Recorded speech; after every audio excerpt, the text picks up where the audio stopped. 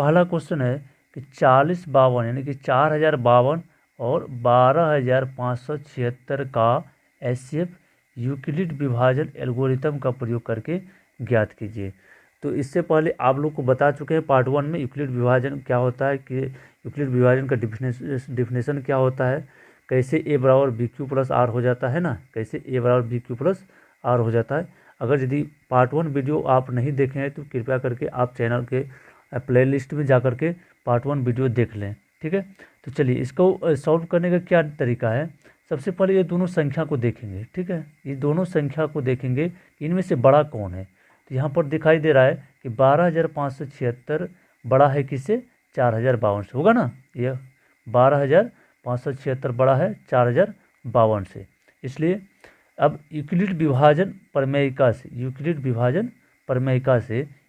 प्रमेयिका क्या होता है कि ए बराबर बी क्यू प्लस आर, जहाँ पर आर क्या होगा, वो 0 से बड़ा होगा या 0 के बराबर होगा और बी से छोटा होगा, ठीक है।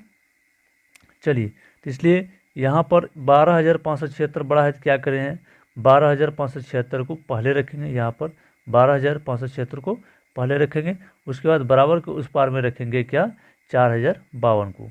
अब दोस्तों यह ध्यान देना है कि 4052 को कितने बार पढ़ेंगे, जो कि 12576 हो जाए या उससे कम हो। अगर यदि ऐसे आपको नहीं हो पाता है तो आप क्या करें, रफ कार में यहाँ पर जैसे कि किया गया है, 4052 को 12576 में भाग दिया गया ना। तो ये 3 बार दिया गया है, 3 बार जब लगा, 3 बार लगने के बाद 12156 आया, 12156 आया और शेषफल कितना बचा, 420 बचा। अब आपको क्या बताया गया यूक्लिड विभाजन में कि जब तक शेषफल 0 नहीं हो जाए तब तक यह प्रक्रिया जारी रहता है, ए बराबर बी क्यू प्लस आर का प्रक्रिया जारी रहता है ना। तो यहाँ पर फिर से क्या हो गया, अब बराबर के इस पार क्या आ जाएगा, यहाँ पर बी आ जाएगा, यानी कि बी के जगह में कितना है, 4052 और यहाँ बी के जगह में क्या आ जाएगा, आर आ जाएगा। यहाँ पर देखिए है ना, ये 420 कहाँ आ गया है, यहाँ आ गया है ना। तो इस 420 में फिर उसी तरह से यहाँ पर रफ कार कर लेंगे, है ना, यहाँ पर रफ कार उसी तरह से कर लेंगे, भाग दे करके देख लेंगे। तो एग्ज़ाम में आप लोग क्या कीजिएगा, जब बनाना शुरू कीजिएगा तो रफ कार कहीं और करना है ना, यहाँ पर सामने वाला पेज पर रफ कार नहीं करना है। उससे क्या होगा, थोड़ा अच्छा नहीं लगता है और एग्जामिनर को उस ये सब चीज़ पसंद नहीं पड़ता है। तो आप क्या करेंगे, ये रफ कार वाला काम कहीं अलग पेज में कर लेंगे। आपको समझाने के लिए यहाँ पर बताया जा रहा है कि रफ कार कैसे किया गया है ना। तो चलिए अब देखिए क्या हुआ कि बी जो है यानी कि 4052 यहाँ आ गया और 420 यहाँ आ गया। 420 को कितना बार पढ़ेंगे, जो कि 4052 आ जाए, यहाँ पर 9 बार पढ़ा गया तो 420 गुना 9 और शेष में जो आया 272 आया, तो शेष को यहाँ पर लिख दिया गया। उसी तरह अब आगे देखिए, यहाँ भी 0 नहीं आएगा, जब तक 0 नहीं आएगा तब तक ये प्रक्रिया जारी रखेंगे। उसके बाद 420 यहाँ आ गया है ना, 272 फिर यहाँ आ गया, 272 को कितना बार पढ़ा गया है, एक बार। उसके बाद देखिए शेषफल कितना बचा, 148। अब फिर से वही प्रक्रिया क्या होगा, 272 यहाँ आ जाएगा और 148 यहाँ आ जाएगा। 148 को एक बार पढ़ा गया है ना। उसके बाद 148 फिर यहाँ आया, 124 है ना, 124 शेषफल तो था और यहाँ आ गया है। 124 को कितना बार पढ़ा गया, एक बार और शेषफल बचा 24। उसके बाद चलिए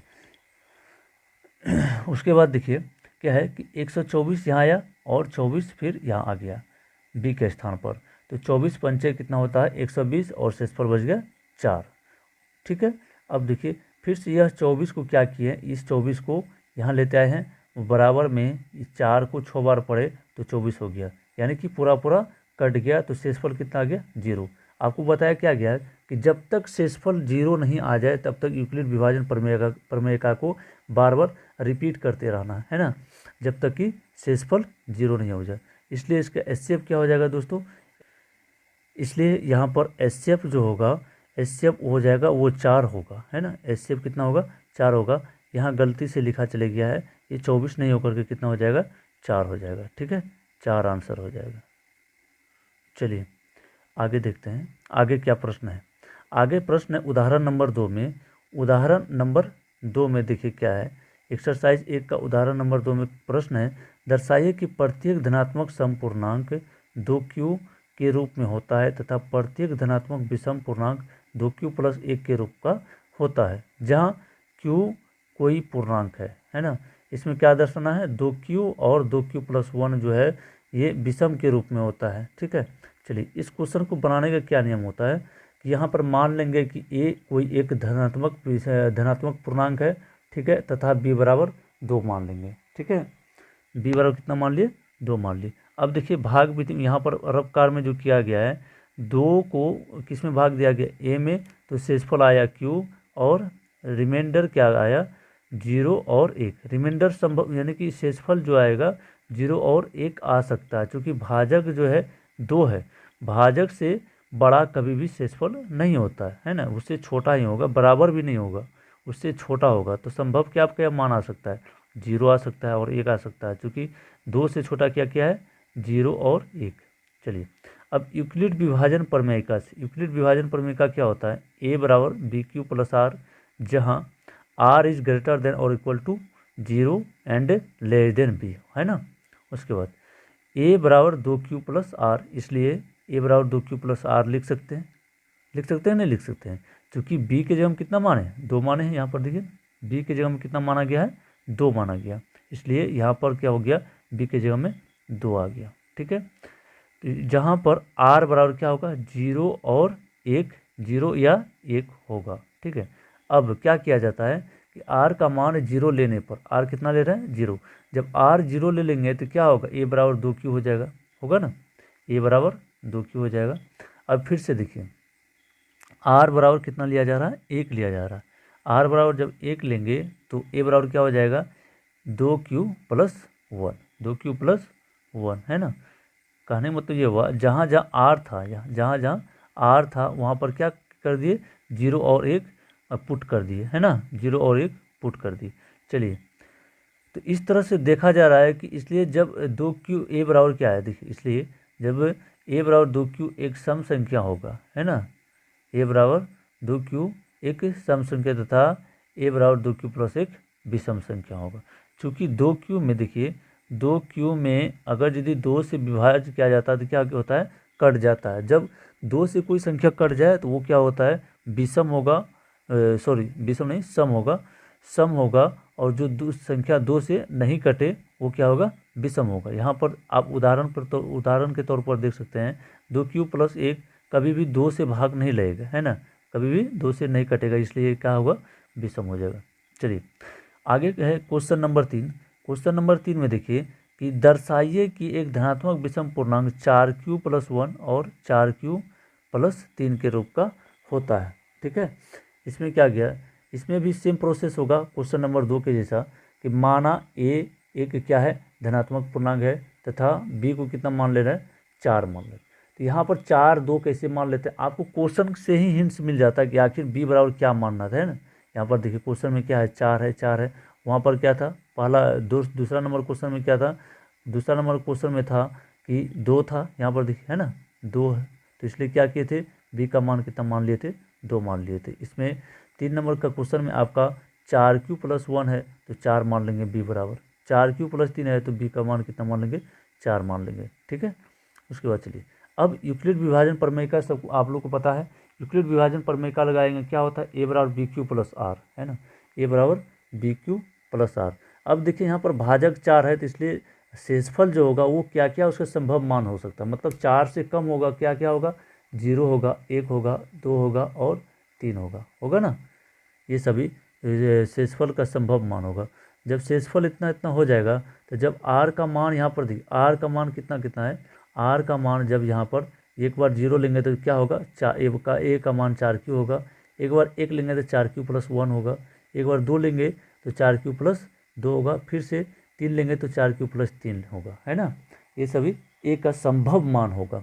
अब देखिए चूँकि a एक विषम पूर्णांक है ना, ऐसा सवाल में कहा गया a क्या है, विषम पूर्णांक है ना, तो विषम पूर्णांक है तो क्या होगा कि देखिए जब विषम पूर्णांक होगा तो यह 4q और 4q प्लस 2 के रूप में नहीं हो सकता, क्योंकि ये दोनों क्या है, 2 से विभाज्य है।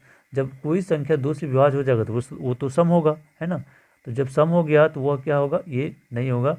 तो कोई भी धनात्मक विषम पूर्णांक 4q प्लस 4q प्लस 3 के रूप का होगा। सिद्ध हो गया।